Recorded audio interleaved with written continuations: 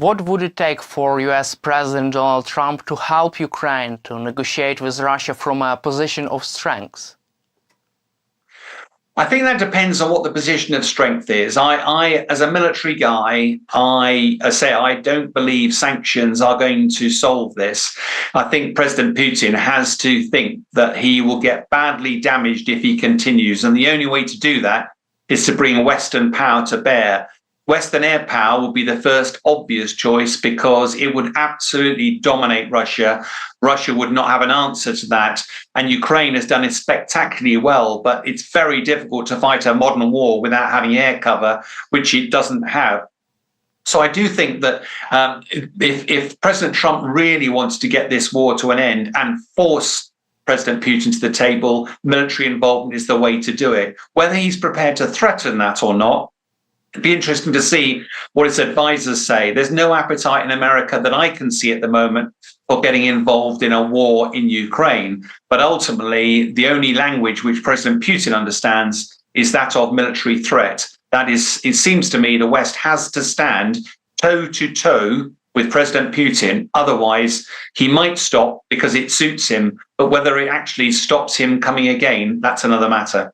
So you're confident that only a no-fly zone will help Ukraine to negotiate with Russia from a position of strength? I'm not saying that's the only way. I really hope that President Putin is brought to the table without having any force applied. But my worry is that if you look at it from a negotiating position, President Zelenskyy doesn't appear to have much to play on that negotiation, whereas President Putin seems to have most of the aces in his hand. And therefore, how do you create a bit more balance so that there is a meaningful negotiation where there are compromises on both sides and ultimately peace is secured? I don't see that happening without military engagement, and the no-fly zone is probably the least risk, but the most obvious benefit way to do that. And what could be the most riskiest type of deployment to Ukraine? From your perspective, if Donald Trump, for example, goes all in and says that he would like Ukraine to actually win this war? I'm not sure that there's a risk. I mean, ultimately, the risk people keep talking about is the threat of starting nuclear war. And I'm very confident that that is not on the table. People forget, I was in the military when we were in the Cold War. We lived under the threat of nuclear war. It's abhorrent. Nuclear weapons are dreadful. But their very existence means that it will be mutually assured destruction were anybody to use nuclear weapons. So I'm confident that Russia would have everything to lose and nothing to gain by triggering a nuclear war. What the West has to do is match Putin, stand toe to toe with him. And therefore, I think whilst it would undoubtedly cause frictions and escalations, I'm confident that unless you deal with people like Putin, very aggressively, then we will have this problem returning again. Just imagine other nuclear nations like Iran, like North Korea, when they get nuclear weapons, not if, when they do, if people aren't prepared to stand toe to toe with them, we are effectively saying that those countries can do what they like around the world. That is not a world in which I am comfortable at all. We need to be able to stand firm. We need to be able to stand up to bullies like Putin. And I think the only way to do that robustly is military engagement. I hope that is something that's on the table, because otherwise I worry that President Putin will pause, regenerate, and in a few years he'll be back again. From your perspective, so even if the West enters the fight in Ukraine, Vladimir Putin will not use any kind of nuclear weapons? I think Putin will be absolutely stupid to trigger a nuclear war, which he knows he cannot win. Putin is all about his legacy. It's all about restoring Russian greatness again. If Russia starts something that ends up leveling Moscow and getting rid of his legacy, then his legacy will be absolutely awful. I'm very confident that he will do lots of threatening behavior, but the whole premise of nuclear weapons is neither side wins. President Putin is the one who has invaded Ukraine. President Putin is the one responsible for hundreds of thousands of lives being lost. and for millions of people being relocated. We have allowed him the luxury of believing that he is not vulnerable to attack. We must correct that if we are to stop this happening in the future. Let's cover also Russia's position in Syria. So according to the recent reports, Syria's new government has terminated Russia's 50-year lease for the Tartus naval base, forcing Russian Navy to evacuate its fleet and military personnel.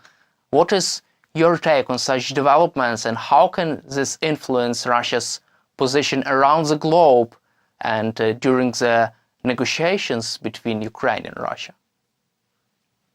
Yes, I mean, we haven't got time to go into the detail of Syria, but there is no doubt that Russian forces helped keep Assad in power for many, many years. The Russian Air Force particularly bombed a lot of the soldiers on the ground and therefore stopped them presenting a threat. Therefore, there'll be little love lost with the new administration in Syria, and no surprises that Russia has been thrown out. I think what was interesting is, of course, that the uprising happened at a time when also you've got the forces of Hezbollah that would normally have gone to the aid of Assad. They've been badly mauled with the fight with Israel as well. So it was a sort of case of opportunism, and it showed just how thinly that Russian forces are spread and how much that things can change very swiftly. Russia likes to cause mischief around the world, inciting uprisings just to cause issues around the world in support of their own agendas. I think this has been an interesting wake-up call for Russia, and it will be very keen, I suspect. It's another reason why they will want to end the war in Ukraine, at least in the near term, so they can consolidate, lick their wounds, and work out what they're going to do next. Let's also cover the US foreign policy. Donald Trump is serious about taking control over Greenland. And according to Financial Times publication, there was a really interesting phone call between Trump and Prime Minister of Denmark. From a strategic point of view, would Greenland make US army, US power more stronger around the globe? I think, Daniel, you have to look at its geography. The shortest distance between America and Russia goes over Greenland. And therefore, there is a military base, a US military base on Greenland that looks at early warning, provides early warning notification for Russian missiles coming over the pole there. In addition, though, there's a lot of natural resources in Greenland. And although Denmark effectively owns Greenland, the Greenlanders themselves, there's not many of them, couldn't really present a realistic defense if Russia, China, or somebody else decided to invade them. And that country is strategically important, not just for America, but for the security of the West. So much as I don't think that President Trump is going to invade, it does highlight just how important that region is. But you have to, I think, Daniel, we've talked about Trump a lot today. One of the things that I think he's very big on is rhetoric, not always so good at delivering. And I think another area where he talked about the Panama Canal and threatening that he was going to seize that potentially by military force. But if you look at the history of that canal, you know, it was initially started by France, but basically the project failed because it was so vast. America took it on, opened in 1914, and America ran it till 1977. And then they handed over a period of 20 years for the Panamanian Canal Authority to run it. But of course, since then, the charges for going through that strait have risen. My understanding is the average charge for a ship is now $50,000. But President Trump has said, hold on a minute, we dug that, we paid for it, we ran it, we gave it to you, and now you're charging us $50,000 for every crossing, and China is stepping in to help run it. No, we can't have that. And all he's doing is he's threatening to set the scenes for a negotiation. So I think a bit like Greenland, there's a lot of rhetoric around Trump. Let's just see how it gradually forms into policy, because it's one thing talking about it, it's quite another doing anything about it.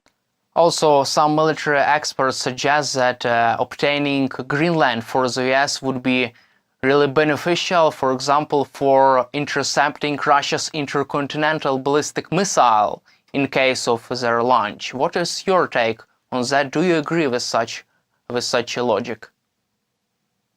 Well, as I said, Daniel, the US has a base on Greenland, and it's there to track missiles coming from Russia, because the shortest distance from Russia to America is over the top of Greenland. So we have seen a lot of Western nations haven't really focused on long-range ballistic missiles as a threat since the Cold War. But of course, Russia has been launching those into Ukraine regularly, and Iran has launched a whole load into Israel. And all of a sudden, that's heightened all nations' awareness of what's their ability to detect, track, and destroy these long-range weapons. I know I speak to you now from the United Kingdom. Although we have radar setups, we used to have missile systems like Bloodhound that were available to take out such missiles. Today, we don't have that defense because we haven't invested in it, because we haven't thought it's a realistic threat to our country.